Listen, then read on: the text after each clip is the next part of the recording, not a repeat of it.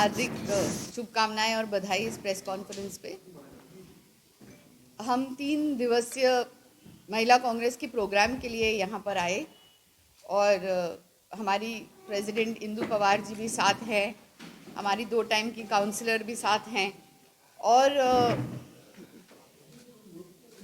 भानु जी भी दूसरी काउंसलर साथ में हैं, कौर जी भी हैं। और मैं आप सब से यही कहना चाहती हूँ कि अफसोस होता है देखकर कि मोदी जी के राज में किस तरह से स्टेटहुड छीन ली गई और जम्मू कश्मीर को यूनियन टेरिटरी बनाया दिया गया। मैं ऑल इंडिया जनरल सेक्रेटरी की इंचार्ज हूँ, महिला कांग्रेस की जनरल सेक्रेटरी हूँ पिछले 5 साल से। और यहाँ पर मेरा जब बीजेपी और पीडीपी गवर्नमेंट बनी थी यहाँ पर, और जिस तरह से करप्शन जिस पैमाने पर था, उस वक्त भी हम आए थे यहाँ पर और हमने गवर्नर को मेमोरेंडम दिया था, जिसके बाद सरकार गिरी थी।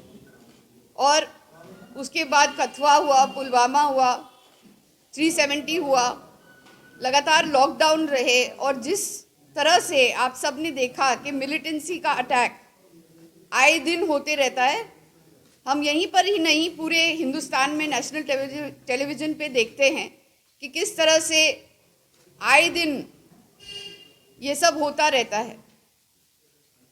हम इंतज़ार कर रहे थे पिछले कुछ साल से कि यहाँ पर जो इन्होंने कहा था कि नया कश्मीर बनेगा और डेवलपमेंट होगा, तो वो तो हमें नज़र नहीं आ रहा है।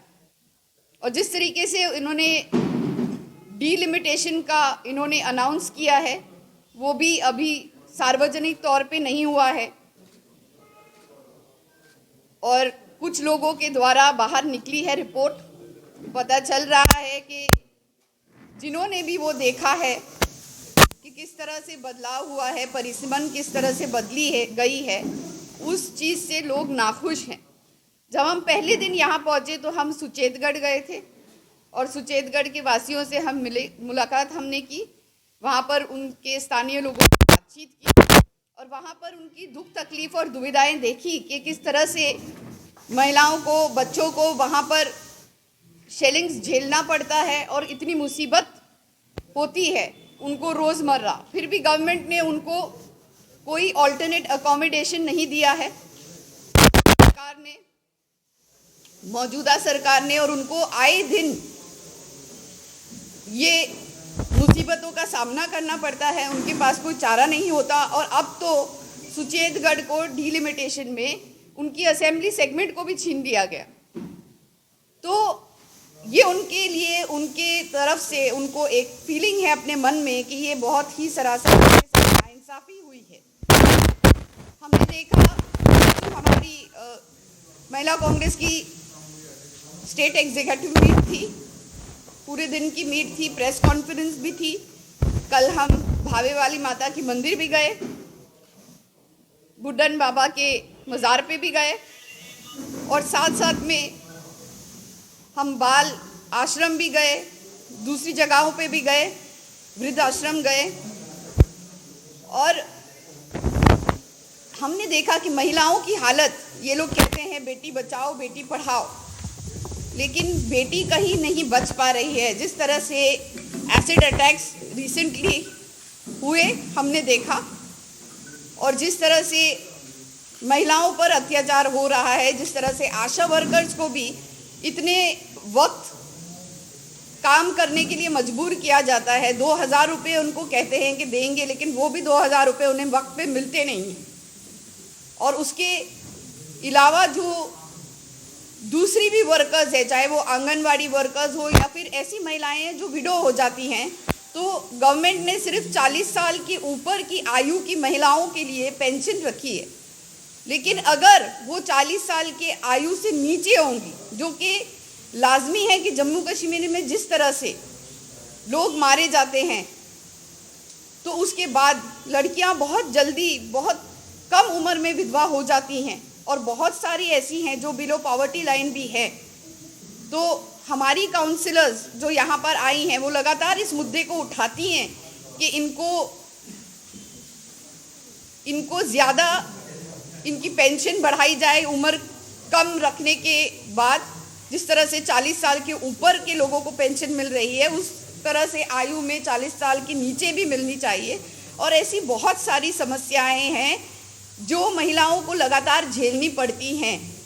अनएम्प्लॉयमेंट अगर बढ़ जाती है तो युवाओं का जो भी रास्ते पर उतरा हुआ है, कल भी जम्मू पर प्रोटेस्ट हो रहे थे रास्ते पर उतर के, और जिस तरह से युवाओं पर पुलिस लाठीचार्ज कर रही थी, महिलाओं को मुश्किल सहना पड़ रहा है महंगाई की वजह से। इन लोगों ने एलपीजी गैस सिलेंडर और बाकी सारी चीज़ों के ऊपर भी पेट्रोल डीजल के भाव बढ़ा दिए। माइग्रेंट, ये नो डेटा सरकार है। इस सरकार के पास कोई डेटा अवेलेबल नहीं होता। जब भी इनसे पूछा जाए कि कितने माइग्रेंट लेबर गुजर गए तो इनके पास कोई जवाब नहीं होता। सबसे पहले मैं बहुत ही ज़्यादा डीपेस्ट कंडोलेंसेस भी व्यक्त करना चाहती हूँ कि कल ही हमें खबर मिली कि एवलांच से हिमाचल प्रदेश में कई सारे हमारे आर्मी के जवान, तकरीबन 7 जो गुजर गए, उनके परिवारों के प्रति हम शोक व्यक्त करते हैं। उनमें से 4 जम्मू से थे और अरुणाचल में, ये अरुणाचल में हुआ था। लेकिन हिमाचल प्रदेश की बात अगर आती है तो हमें ये लगता है कि जिस तरह से वहाँ पर इनकी डबल इंजन की सरकार है और वहाँ पर उन्होंने वो चेंज नहीं किया है जो कि यहाँ पर स्थानीय लोगों को उन्होंने बदलाव लेके आए हैं और उनका हक छीना है उनसे। तो ये दोहरे मापदंड जो बीजेपी के हैं, हमने ये भी देखा है कि पूरे हिंदुस्तान में जो अनएम्प्लॉयमेंट की रेट है उसमें सबसे ज़्यादा जो स्टेट्स आते हैं उसमें से जम्मू कश्मीर एक है। तकरीबन 22% अनएम्प्लॉयमेंट का रेट यहाँ पर बढ़ा हुआ है। मनरेगा जो कि बिलो पॉवर्टी लाइन का स्कीम होता है, जो यूपीए सरकार ने, सोनिया गांधी जी ने इसे बनाया था और इससे बहुत फ़ायदा होता है गरीबी रेखा के नीचे वाले लोगों का, उसका भी बजट इन्होंने बहुत हद तक घटा दिया है। तो अगर हम ऐसे देखा जाए तो इनके जो सारे वायदे हैं वो सब खोखले हैं। इनके अपने जो सीएम हैं और जो एमपीज हैं वो भगवा चोला धारण करके घूमते रहते हैं, लेकिन ये दूसरों के कपड़ों पर और हुलिये पर इनको बहुत हमेशा से ये है कि कल जो एक घटना एक बच्ची के साथ हुई वो बहुत ही निंदनीय घटना है। वो एक स्टूडेंट थी और जिस तरह से उस पे लड़कों ने प्रहार किया और जिस तरह से उन्होंने पगड़ी और पट्टे पहने हुए थे और उस तरह से उन्होंने यूनिवर्सिटी में एक लड़की को प्रहार किया, वो गवर्नमेंट की, वो बिल्कुल निंदनीय है। आज हम एक वतन में रहते हैं जो एक आज़ाद वतन है और उसमें लोगों को जिस तरह से रहना है, बोलना है, ये सारी चीज़ों की आज़ादी होनी चाहिए। लेकिन हम देख रहे हैं कि हर वर्ग भाजपा से और मोदी जी के नीतियों से त्रस्त है। इतने साल से 7 साल हो गए, लेकिन जम्मू में या कश्मीर में कोई डेवलपमेंट अगर आप लोगों ने देखा हो, मोदी जी ने कहा था कि 15 लाख हर एक के खाते में देंगे, के भी खाते में 15 लाख रुपए आए। उन्होंने कहा था 2 करोड़ नौकरियां देंगे। क्या 2 करोड़ नौकरियां लोगों को मिली सालाना? तो ये बहुत सारे सवाल हैं जो वो हमेशा से कांग्रेस के ऊपर दोष देते हैं। लेकिन आज 7 साल से, इसके पहले भी भाजपा पीडीपी की सरकार यहाँ पर है और थी।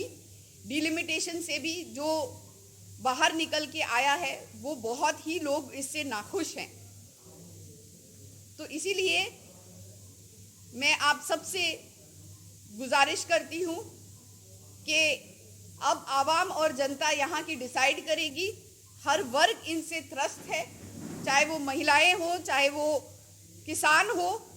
इन्हीं का एमओएस होम की गाड़ी से किसानों को रौंदा जाता है, मारा जाता है और उसके बाद सामने निकल के आते हैं तथ्य के उन्हीं एमओएस होम की गाड़ी, उनके नाम की गाड़ी जो है वो है, लेकिन फिर भी इनका MOS होम अपनी जगह पर रहता है इस केस को इन्फ्लुएंस करने के लिए।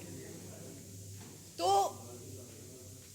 कितनी जीरो टॉलरेंस है इन सारी चीज़ों के प्रति आप ही खुद अनुमान लगा सकते हैं। हिंदू मुस्लिम में लगातार झगड़े लगाए जाते हैं और मैं एक बात कहना चाहती हूँ कि जब से ये देश आज़ाद हुआ है कभी भी ऐसा हिंदुओं को नहीं महसूस हुआ कि उनकी जिंदगी खत्म। ये भाजपा का शासन चल रहा है पिछले 7 साल से, तब से ये सबको कहते जा रहे हैं कि हिंदू खतरे में है। लेकिन वास्तविकता में, क्योंकि हम जम्मू और कश्मीर में की बात अभी कर रहे हैं और हम जम्मू में बैठे हैं, तो जम्मू के लोगों ने डिसाइड करना है, आवाम के हाथ में है कि किसको वोट दें, क्योंकि जो इस स्टेटहुड को उन्होंने लेकर इसे डाउनग्रेड किया है और लोगों का हक उनसे छीना है, तो इस बात की तारीफ बिल्कुल नहीं होनी चाहिए। हम भी इंतज़ार कर रहे थे, परसों जब हम सुचेतगढ़ गए तो रास्ते वहाँ के भी इतने ख़राब थे।